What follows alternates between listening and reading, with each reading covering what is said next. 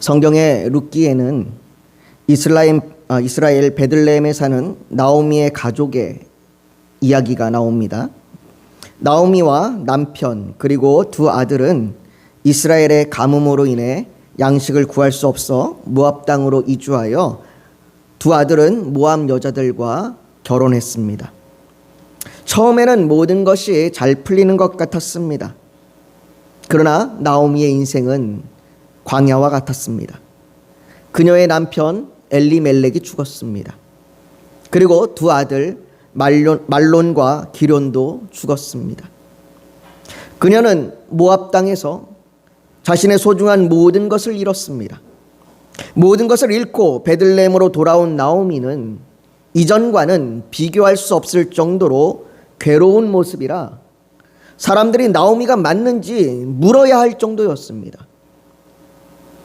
자신에게 정말 나오미가 맞냐고, 어떻게 이렇게 되었냐고 묻는 그 여인들에게 나오미가 그들에게 이르되 나를 나오미라 부르지 말고 나를 마라라 부르라. 이는 전능자가 나를 심히 괴롭게 하셨음이라 라고 그렇게 말합니다.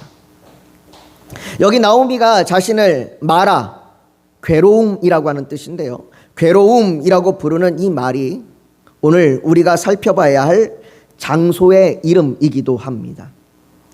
여러분, 나오미가 자신의 인생이 괴로움이라고 말하듯이 우리의 인생에서 괴로움은 너무나 가까이 있습니다. 그래서 독일의 철학자 쇼펜하우어는 삶은 고통이다라고 말했고, 불교에서도 인생은 고해, 즉 고통의 바다다라고 그렇게 말합니다.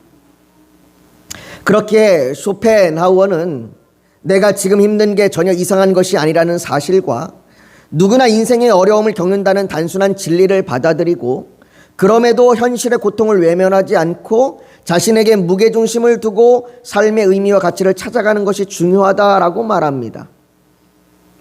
그러나 이것은 쉽지 않습니다. 고통 속에 있는 자가 스스로 삶의 의미와 가치를 찾는 일은 매우 어렵습니다. 그래서 많은 사람이 고통 속에서 절망하고 좌절하고 우울감 속에서 목숨을 끊기도 합니다. 그렇다면 이 괴로운 인생을, 우리의 인생이 괴롭다라고 얘기하고 우리의 인생이 고통의 연속이다라고 얘기하는 이 인생을 우리는 어떻게 살아가야만 할까요? 우리가 오늘 본문을 통해서 우리가 그 답을 좀 살펴보기를 원합니다. 출애굽기의 시작은 이스라엘이 괴로움에 있음을 말함으로 시작됩니다. 애굽은 이스라엘의 무거운 짐을 지고 어려운 노동으로 삶을 괴롭게 하였습니다. 또한 애굽은 이스라엘에 태어나는 남자아이의 생명을 빼앗음으로 이스라엘을 괴롭게 하였습니다. 이렇듯 애굽을 통해 보여주는 죄와 노예로 살아가는 인생의 삶은 괴로움입니다. 그러나 하나님께서 그들을 애굽에서 구원하셨습니다. 어린 양의 피로 장자의 죽음을 대신하셨고 이스라엘을 애굽의 속박에서 완전히 벗어나게 하시려고 하나님께서는 이스라엘 백성들을 홍해 앞에 두셨습니다. 이것은 하나님의 의도적인 행위였습니다. 이스라엘은 그곳에서 바다를 가르시고 마른 땅을 걷게 하셔 구원을 베푸시는 전능하신 하나님을 보았습니다. 애굽의 군대와 친히 싸우사 바다로 그들을 삼키게 하시고 깊은 물속에 두어 악을 멸하시고 승리하시는 하나님을 보았습니다. 그들에게 이런 승리는 처음이었습니다. 그들은 언제나 애굽의 속박에 눌리고 신음하며 고통스러웠습니다. 그렇게 이스라엘은 그곳에서 처음 맛보는 그 승리 가운데서 그들은 하나님을 찬양했습니다. 내가 여호와를 찬송하리니 그는 높고 영화로우시며 말과 그 탄자를 바다에 던지셨음이로다 라고 그들이 노래했습니다. 그 구원의 은혜와 감격이 그들 가운데 가득했습니다. 그 기쁨과 감격으로 이스라엘은 앞으로 나아갔습니다.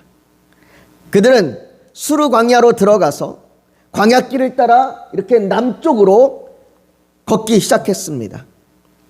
물론 그들이 광야길로 향한 것은, 그들이 이렇게 이쪽으로 광야의 길로 향한 것은 하나님의 뜻대로 구름 기둥을 따라 모세의 인도하에 걸어간 것입니다. 그런데 오늘 본문 22절에 보면 이렇게 이야기합니다. 모세가 홍해에서 이스라엘을 인도하매 그들이 나와서 수르 광야로 들어가서 거기서 사흘 길을 걸었으나 물을 얻지 못하고 라고 말합니다. 홍해에서 출발하는 그들의 발걸음은 처음에는 매우 가벼웠습니다. 그들은 홍해의 놀라운 사건을 반복해서 이야기하며 노래를 흥얼거렸습니다. 그들이 흥얼거리면서 콧노래를 부르며 서로 그 기쁨을 이야기하며 열심히 앞으로 가볍게 나아가는 겁니다. 그러나 시간이 지날수록 광야의 길을 걷는 발걸음은 무거워져 갑니다. 몸은 지쳐가고 목이 마르지만 언제 물을 얻을지 알 수 없기에 탈수로 쓰러질 것 같은 상황이 아니라면 물을 마시는 걸 참아야 합니다. 계속해서 목마르다고 찡얼대는 어린 자녀에게 조금만 더 가면 물을 마실 수 있다는 말로 보채는 그 아이를 달래봅니다. 그렇게 걸은 지 벌써 3일이나 되었습니다. 3일이 지나는 동안 그들이 홍해에서 누렸던 기쁨과 감격은 광야에서의 목마름에 대한 불평과 짜증으로 바뀌었습니다. 도대체 왜 이 광야의 길로 가야 하는가? 그런 불만이 생기기 시작하고 애굽에서 있었던 때가 차라리 나았다라는 그 마음이 올라오기 시작합니다. 이들은 마치 말씀의 씨앗이 돌밭에 뿌려진 것처럼 말씀을 들을 때 즉시 기쁨으로 받으나 그 속에 뿌리가 없어 잠깐 견디다가 말씀으로 인하여 환난이나 박해가 일어날 때쯤엔 넘어지는 자처럼 이스라엘은 이미 짜증과 불평과 불만이 마치 바람이 가득 들어간 풍선처럼 부풀어 올랐습니다. 누구 하나, 무엇 하나가 그들을 건드리기만 하면 금방이라도 터질 듯이 말이죠. 그러나 이들이 버티고 있는 것은, 그래도 그나마 이들이 버티고 있는 건 조금만 더 가면, 그래도 조금만 더 가면 물이 있을 것이라고 하는 희망 때문입니다. 그런데 그 무엇 하나가 23절에 이스라엘을 건드려 버렸습니다. 23절에 마라에 이르렀더니 그곳 물이 써서 마시지 못하겠으므로 그 이름을 마라라 하였더라. 이스라엘이 드디어 물이 있는 곳에 도착했습니다. 희망하던 물을 얻었습니다. 그러나 그 물은 먹지 못하는 물입니다. 홍해로부터 짠물이 스며든 물로 그 물이 마시면 마실수록 오히려 이스라엘을 더 괴롭게 하였습니다. 결국 이스라엘의 원망으로 가득했던 그 풍선이 터져버렸습니다. 24절에 백성이 모세에게 원망하여 이르되 우리가 무엇을 마실까 하매 차라리 마라의 물을 만나지 않았더라면 이스라엘은 조금 더 참고 견뎠을지 모르겠습니다. 아직 그래도 희망이 있으니까요. 하지만 먹지 못하는 마라의 물을 만나는 순간 희망은 무너졌습니다. 분명 이들은 3일 전까지만 해도 홍해를 가르고 애굽의 군대를 멸하신 전능하신 하나님을 찬양했습니다. 그들이 찬양할 때에 주의 인자심으로 주께서 구속하신 백성을 인도하시되 주의 힘으로 그들을 주의 거룩한 처소에 들어가게 하시나이다 라고 노래했습니다. 주님이 우리를 인도하실 것이고 주님이 우리를 거룩한 처소로 들어가게 하실 것이다. 주님이 우리의 인도자가 되실 것이다. 그들이 그렇게 노래했습니다. 그러나 이들이 지금 겪는 절망 앞에 그 전능하신 하나님은, 그 인도하시는 하나님은 이미 과거에만 계시는 분이 되어버렸습니다. 여러분, 우리가 이스라엘이 전능하신 하나님을 잊어버렸다고, 그들이 어떻게 하나님께 불평과 불만과 원망을 쏟아낼 수 있느냐고 판단할 수 있을까요? 이들의 믿음이 어떻게 이렇게 약하냐고 그렇게 우리가 말할 수 있을까요? 아니요, 오히려 이 이스라엘의 모습을 볼 때에 저 자신의 모습을 보게 됩니다. 이들이 지금 남들보다 상대적으로 뭔가 부족해서, 남들은 잘 사는데 나는 왜 이렇게 힘드냐고 그렇게 말하는 게 아니라는 말입니다. 지금 이들은 내가 남들보다 뭔가 부족해서 불평하고 원망하는 것이 아니라, 내가 뭔가 갖고 싶은데 가질 수가 없어서 원망하고 불평하는 것이 아니라, 지금 이들은 생존에 대하여, 그 생존에 대한 문제를 말하고 있는 겁니다. 하나님, 내가 당장 물이 없어서, 당장 마실 물이 없어서 우리가 죽게 생겼습니다. 이들이 지금 그렇게 생존의 문제로 하나님 앞에 부르짖고, 생존의 문제로 하나님 앞에 그렇게 불평과 불만과 원망을 쏟아내고 있습니다. 그런 이들을 보면서 우리보다 그들이 못한 게 뭐가 있고, 우리가 그들보다 나은 게 뭐가 있겠습니까? 우리도 역시 우리의 생존의 문제 앞에 하나님 앞에 불평하고 불망하고 원망을 쏟아붓지 않습니까? 그런데 여러분, 왜 이스라엘이 물이 없는 광야에서 괴로워하고 있습니까? 왜 그들이 마라의 물을 만나 괴로워하는 겁니까? 누가 이스라엘을 이 광야로 인도하였으며 누가 이스라엘을 마라의 물로 인도하셨습니까? 이스라엘을 광야로 인도하시며 마라의 물로 인도하신 것은 하나님이십니다.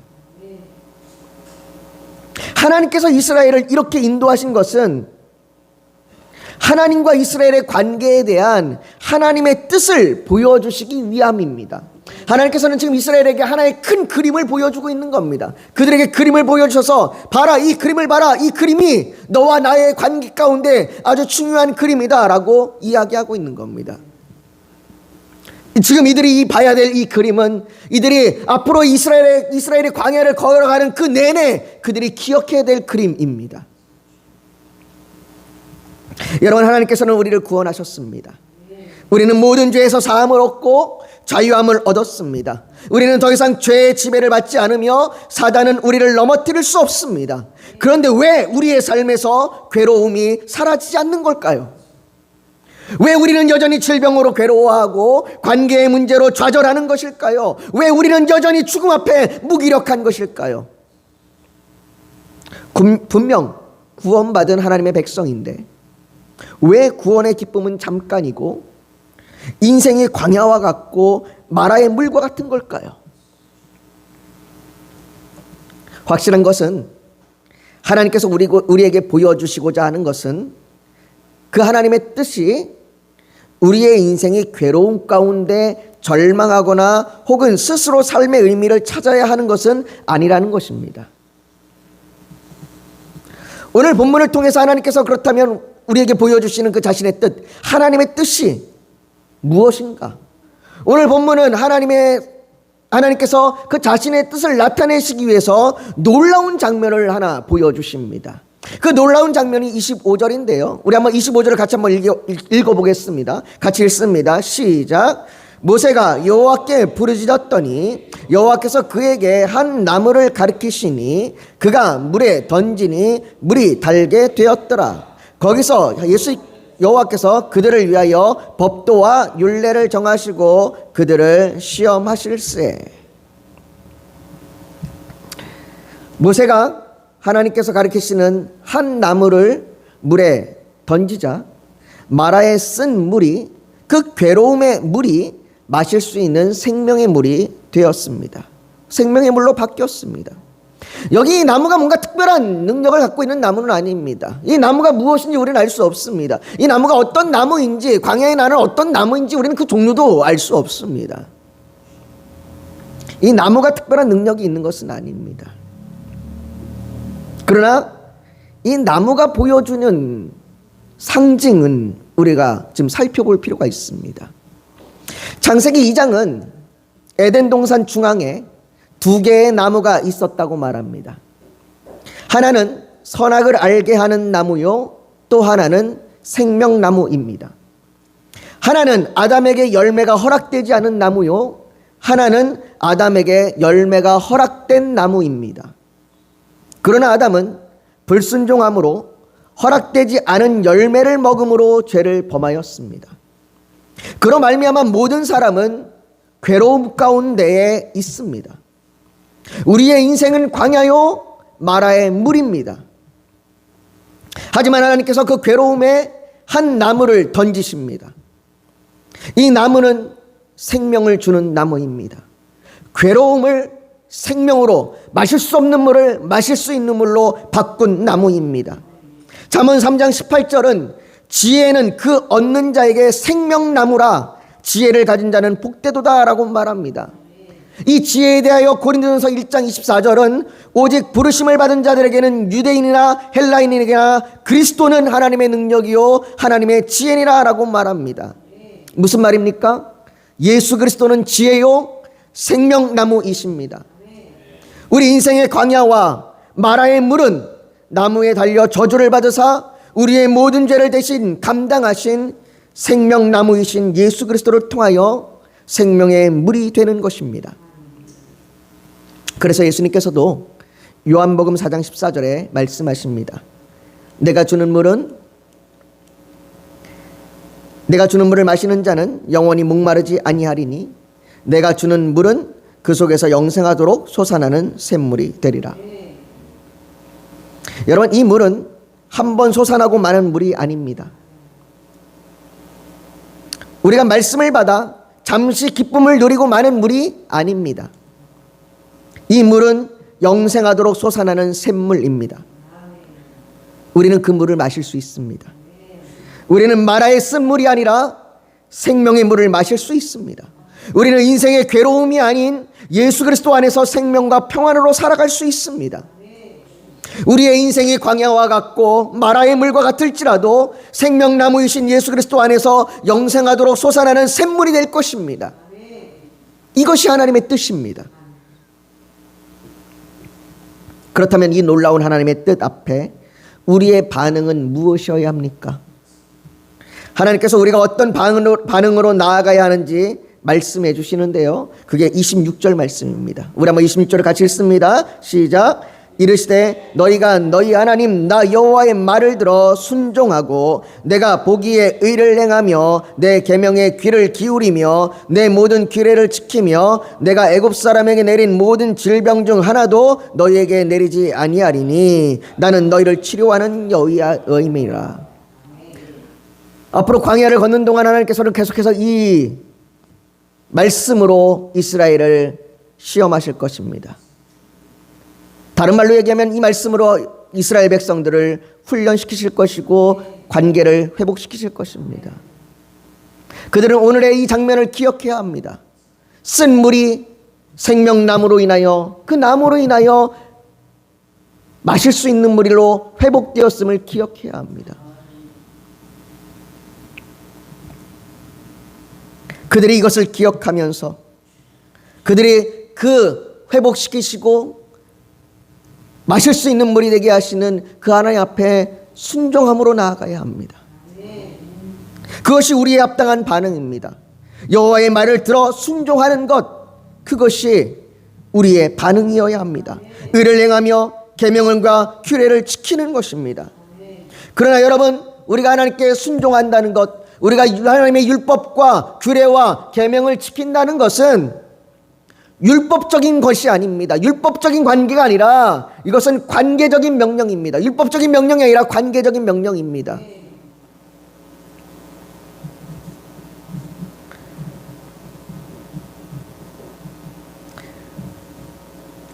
무슨 말입니까? 우리가 직장에 가면 우리는 직장에서의 해야 될 규칙들을 지켜야 합니다. 출근 시간과 퇴근 시간을 지켜야 되고 해야 될 업무의 원칙들을 지켜야 합니다. 이건 정해진 룰입니다. 규칙입니다. 내가 누군가의 관계를 하지 않아도 이것은 지켜야 하는 것이고 이것을 지키지 않는다고 해서 관계가 달라지지 않습니다. 이것을 잘 지킨다고 해서 또 관계가 달라지지도 않습니다. 이것은 율법적인, 법적인, 규칙적인 행위입니다. 그러나 우리가 부모와의 관계에서 순종하는 건 뭔가를 해서 얻는 보상 때문이 아닙니다. 뭔가를 해야만 하기 때문이 아니라 사랑하기 때문입니다. 우리가 하나님과의 관계도 마찬가지입니다. 하나님께 순종하는 건 우리가 명령적이고 율법적인 그런 관계로 순종하는 것이 아니라 관계적인 순종입니다. 그래서 요한복음 14장 15절은 너희가 나를 사랑하면 나의 계명을 지키리라 라고 말씀하십니다. 너희가 나를 사랑하면 나의 계명을 지키리라 라고 얘기하십니다. 21절에는 반대로 나의 계명을 지키는 자라야 나를 사랑하는 자니 나를 사랑하는 자는 내 아버지께 사랑을 받을 것이요 나도 그를 사랑하여 그에게 나를 나타내리라 라고 말씀하십니다. 이것이 하나님께서 우리에게 말씀하시는 순종입니다. 그의 사랑하심 가운데 순종하는 겁니다. 그를 사랑하기 때문에 순종하는 것입니다. 그래서 우리는 하나님을 사랑하기에 순종하며 순종을 통하여 하나님을 사랑하는 법을 배웁니다. 그렇기에 하나님께서는 우리와의 관계를 회복시키시는 치료하시는 여호와입니다. 물론 하나님께서는 우리의 질병을 고치시고 우리의 아픔과 우리의 상처를 치료하실 수 있는 능력이 있는 하나님이십니다. 그러나 오늘 본문 26절이 말하고 있는 그 치료의 하나님은 단순히 이렇게 질병을 치료하시겠다라고 약속하신 것이 아니라 애굽에 내린 모든 질병, 즉 애굽에 임한 심판을 너희가 받지 아니하리라. 왜? 너희와 나의 관계가 이미 달라졌기 때문에, 너희의 나의 관계가 이미 회복되었기 때문에 이제는 달라진다라고 말씀하시는 것입니다. 죄로 인한 우리의 괴로운 인생이 생명나무이신 예수 그리스도로 말미암아 생명을 얻어 애굽의 심판이 임하듯 죄로 인해 심판받지 않도록 회복하신다는 말씀입니다. 그래서 요한계시록 22장 2절에 보면 강 좌우에 생명나무가 있어 12가지 열매를 맺되 달마다 그 열매를 맺고 그 나무 잎사귀들은 만국을 치료하기 위하여 있더라 라고 말씀하십니다.